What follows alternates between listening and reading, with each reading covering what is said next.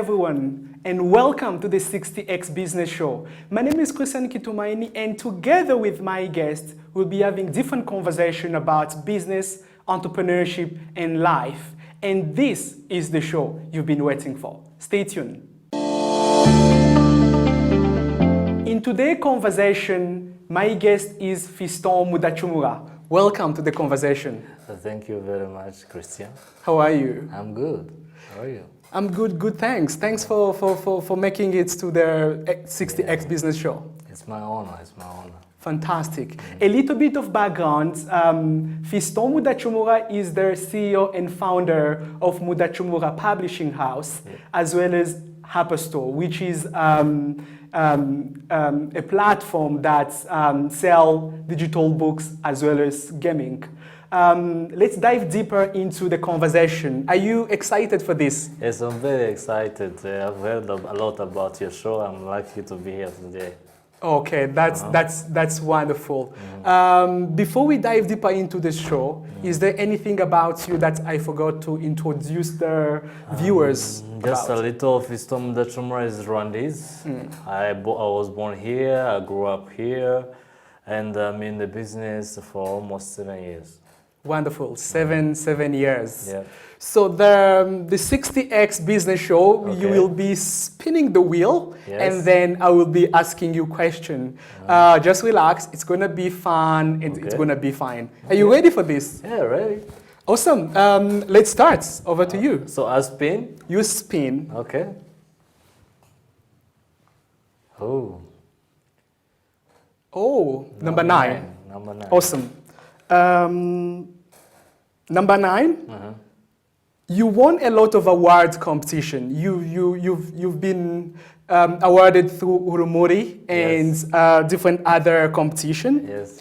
Why should an investor invest in your business? What is the story and why? That's a good question.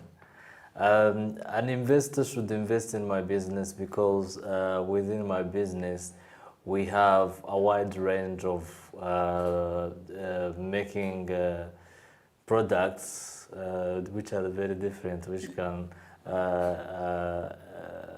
help the investor have a return on investment in different streams, like in a sure way, other than other businesses. Because we are in 2 different products and services, and we're trying to adapt them for the automation or the coming of industrial revolution. And we believe Mudacumura Publishing House is the best place for any investor to put their money in. Fantastic. Let me come to introducing what Mudacumura Publishing House is about. It's a book publishing house that publish and sells books. And last year, I guess it's last year, you've shifted to digital books as well, having a store where you can sell digital content. And I remember, like a few months ago, we're discussing that digital content, it's the future. Can you elaborate more about that? Yes, basically, as you just mentioned, we are in the era of a knowledge-based economy, meaning knowledge-based business. I come to you because I know something. You pay for what I know to do it for you. Yeah. And we're shifting now into the next 50 years into the 4th industrial revolution, otherwise also known as the automated era of everything, which in this case, what we won't necessarily be needing materials like one product. It means the way we will need to adapt our businesses, it's a way that our businesses, someone can consume what we produce or we publish, and without necessarily just to come at our office or our stores, our distribution stores. So that's why we took the decision to start investing into digitalized content, which are easily distributable and easily accessible. That is really wonderful. And next question. Yes. Can you spin the wheel? Let's roll the drums and wait which number we're gonna pull here. All right.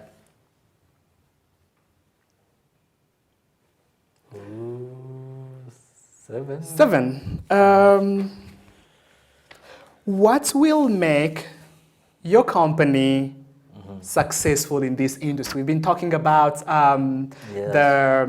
this industry, the knowledge-based economy that Rwanda is building, and the future it's basically digital. We've seen with this pandemic a lot of company, a lot of creative people creating content. Are you seeing this pandemic playing on your favor or not really a good timing for you? This pandemic really came as a lesson for anybody in the business. Yeah. And what will make us successful, I've been reading a few articles on the business here and there. And what I really learned, all these big companies which made it, whether in the technology or in other fields, they always something like a department dedicated to research. What are the new technologies coming into our industry, our niche industries? So the same thing, I have adopted this approach where now we've been hearing the 3D technology, which has been there. So me, since last year, I've created a new department. It means by research department is something you invest in without like immediate return on investment, but it's something you invest in, grow slowly.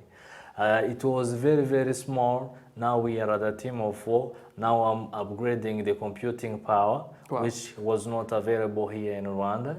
Now I've heard some few people from BSC are importing some servers which we can be using in our services. So the only thing any entrepreneur have to be able to keep up with the business and to be successful, you have to make sure that you are learning, also you are investing in the research. How can you take your business onto the next level? So that's what I think will be successful for me. And on the side of this pandemic really emphasized on that issue that we need to build our businesses. On the side that our businesses are automated making money-making machines. Yes, yeah. So thank you. Oh, that's wonderful. As you can see, this pandemic is playing a big favor on the digital publishing industry. Either it's a physical book people need to read, either it's a digital book people need to consume those contents, and it's very amazing. And I'm so glad that you guys are tapping into that. Thank you. Let's spin the wheel again. Let's hold the drums and wait. The next question. Between 11 it's between 11 and 12. Another one. Another one. Yes. This is nice. Again 7. We had 7. We had 7 already. Do another spin.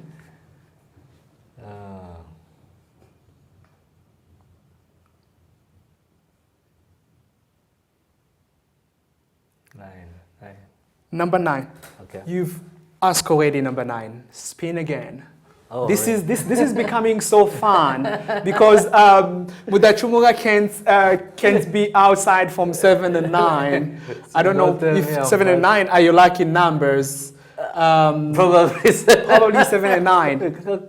Spin again. Come on. Well, I have to spin on the other way. Are you nervous? I don't know. Maybe. Let's see. Come on. No! Let me help you. Okay.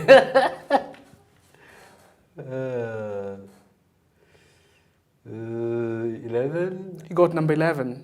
Is your 11 your next lucky number? Let's check. Okay, so we've seen a lot of unicorns in business, and a lot of companies expanding to new market, expanding to new geography. Are you seeing Mudacumura Publishing House as the next unicorn of Rwanda, or are you having any expansion plan soon?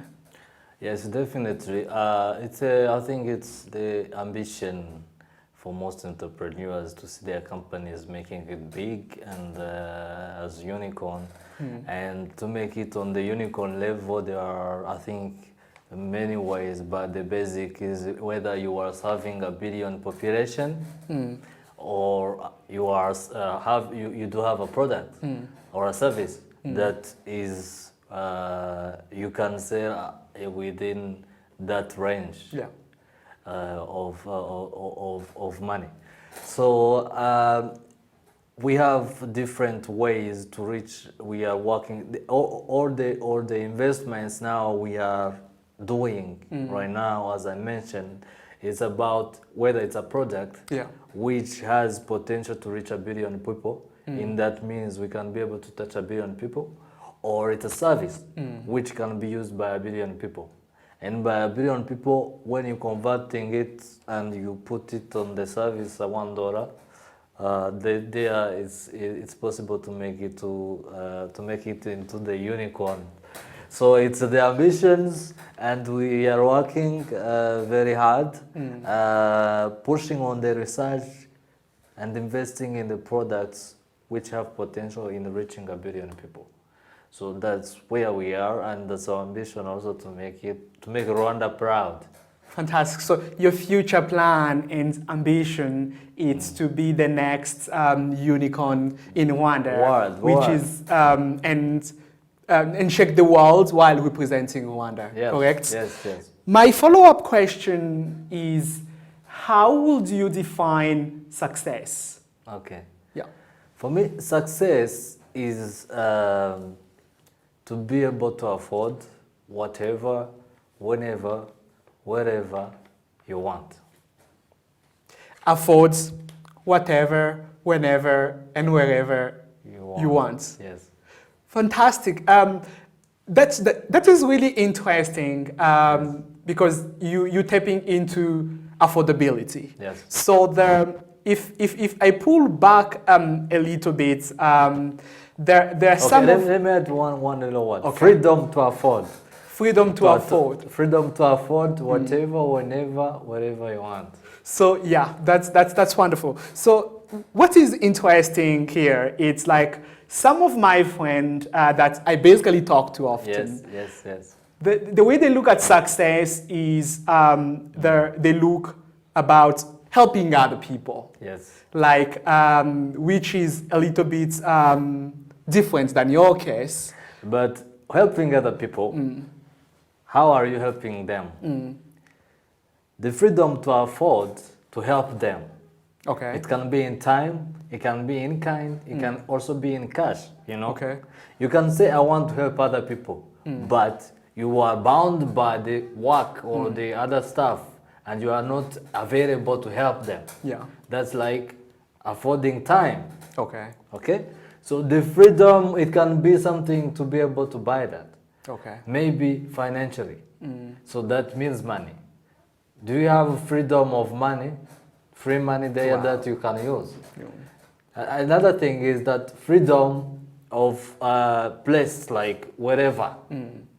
If I see something which is happening in Syria or Lebanon right now, do I have freedom to be able to help them within Syria? All those things. So I take freedom, I combine it with time and matter, time, matter, and place. Okay. And freedom plus matter plus time plus place or environment. That's what I call success. Wonderful. I like because you have a framework that you have, and it's really great. And then my follow-up question. Yes. It's I'm personally an entrepreneur myself, and I've built business. I coach entrepreneurs on how they can grow their business. And to be honest, this journey really is hard. Definitely. That's one we can agree on. It's very tough. What I would like to know is like, do you have a moment in time running your business, and do you realize that, wow, I really want to give up. These things is so hard. And how did you feel that moment? I think one of the saddest moments, which is very discouraging in the journey, is when arrives at a point you are on an exciting project and you can't afford to pay, let's say, your staff or your technicians that you work on the project with. It's very, very saddening and very discouraging, and you feel like, I feel like quitting. But again, the good thing about growing up as an entrepreneur, having a nice team, when you manage to build a really good team, which is very understanding. Sometimes even when the cash flow is not good and you miss like a few days in paying like the team, sometimes the team which can understand you.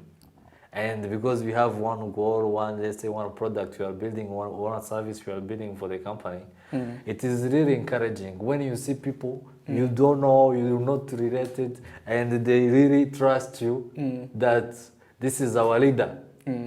He is going to deliver on what he promised. Let's keep like the momentum and problems happen. You know. And another thing which is really encouraging, which is very therapeutic, you meet people probably who do not know you, and you talk about business, and sometimes you hear, you know what, there is an opportunity which is here for entrepreneurs. There is a training which is here for entrepreneurs. There is something like, I've been having opportunities in my life in this field, which is really encouraging, even if they are not like paying, you know. And as an entrepreneur, you see, I'm able to sit, let's say, in Radisson Blue, giving a speech to other people. I know in my bank account there is zero. But when you see like the respect other people are giving what you are doing, that's the thing that keeps us going. Wonderful. And how do you feel seeing other young, especially young entrepreneurs in Rwanda striving, hustling, doing the best that they can with limited resources? How does that make you feel? I passed through that, you know. But the only thing that I've really realized is how can I learn to be humble to learn? You get what I'm saying? Yeah.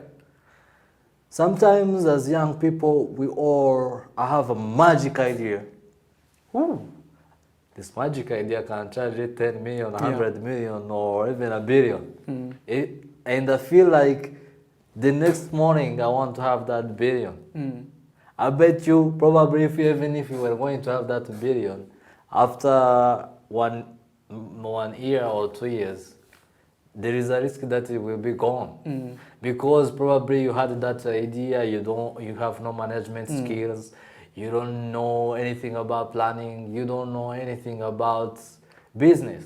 Me, when I entered this industry, I entered it probably as an artist, as a writer, literary artist, and I felt like, oh, I know, people can write, you go there in your corner and you write stuff, you know, you have magic ideas, cool story, blah, blah, blah.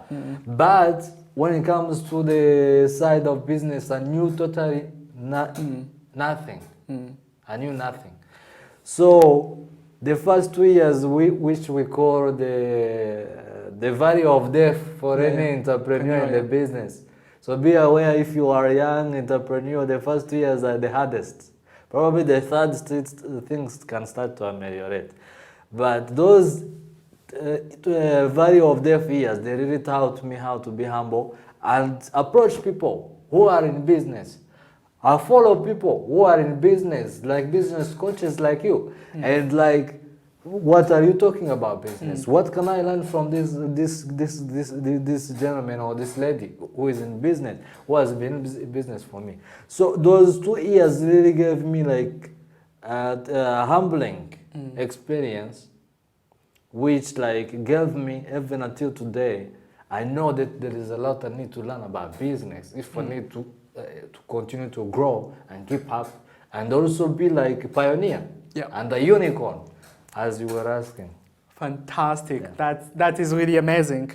You are a serial entrepreneur, and as we've known for each other for some times, you're very, very ambitious. You are an author. You are a publisher. You do films sometimes. You're a creative person. You create content.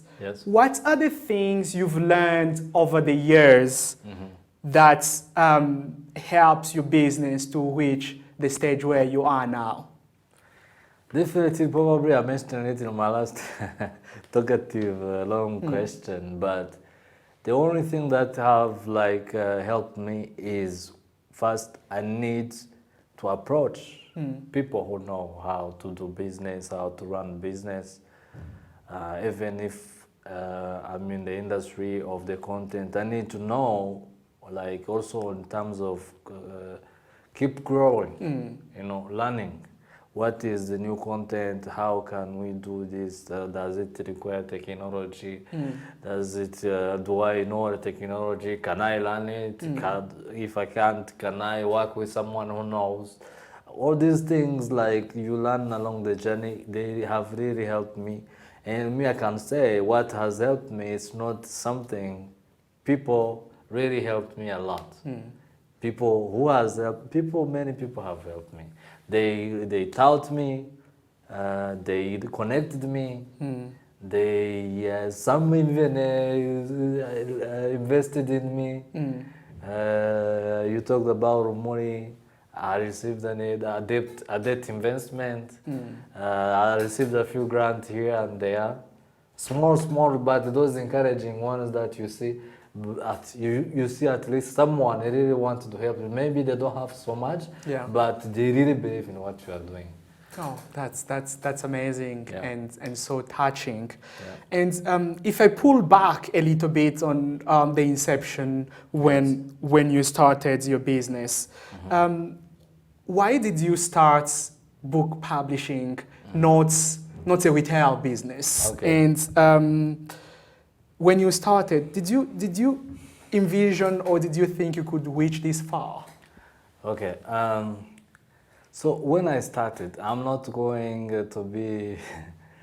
I did my university studies in what's called modern languages and publishing.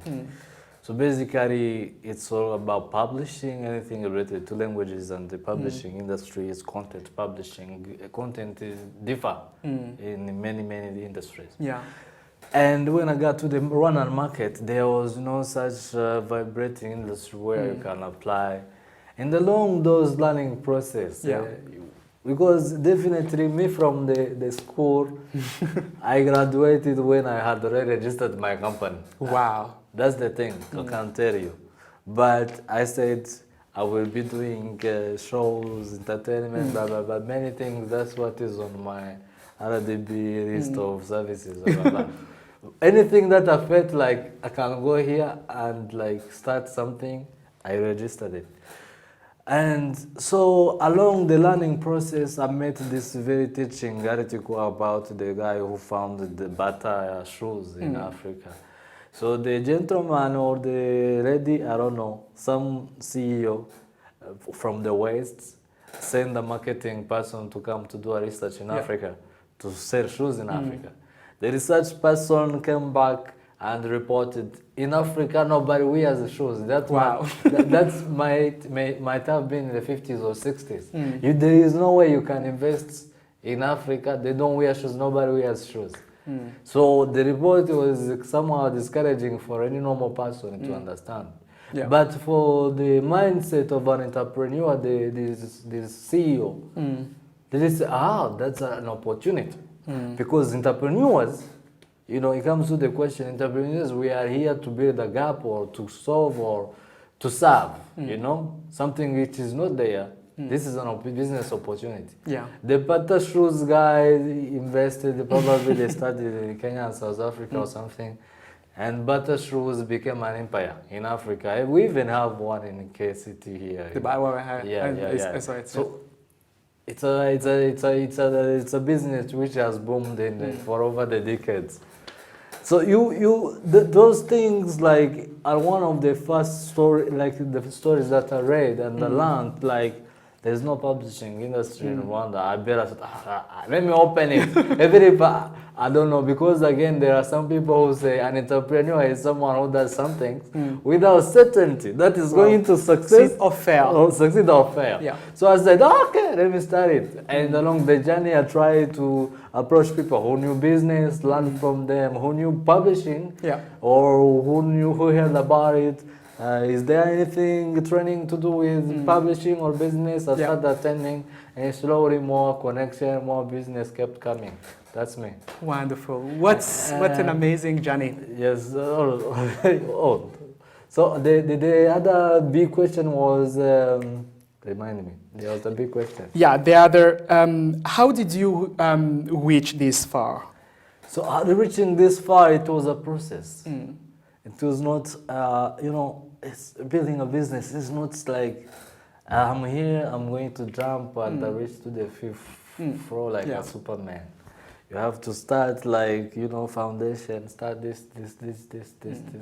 From this, like learning, trainings, you meet people. You want to do something. Oh, I heard someone who is like looking for someone who wants to do something or starts a project which is like this. Can you contact them and see if you can start working together? Slowly. It starts going there. The business went into referrals. Did you see networking playing a bigger role into your growth? Very much. Because I remember the first like business I got, the first contract I signed, like a real contract, and not like some friend told you, it's a real contract with a reputable organization, was I applied like a normal tender, but they had to do like some kind of checking your referrals. Yeah. Okay? And my referrals, we had known each other from some trainings. And they really vouched for me. I got my contract. I won the contract, I performed, they were happy. Wow. And they kept like referring to each other and somewhere, I don't know, I just like, even today, I can tell you 60% of the business that I receive are referrals, networks. People I don't know, they just networking, and referrals. Yes. So we are coming to the end of the conversation, and my guest was Fiston Mudacumura, and thank you so much for this conversation. Thank you. I really like your insights. I really like the conversation. And for some of the viewers watching this now, I hope you enjoyed the conversation. The conversation continue on social media using the hashtag 60xBusiness. My name is Kitumaini, your host, and my handle is at Kitumaini. Till next time, guys, take care, and I see you down the road. Thank you.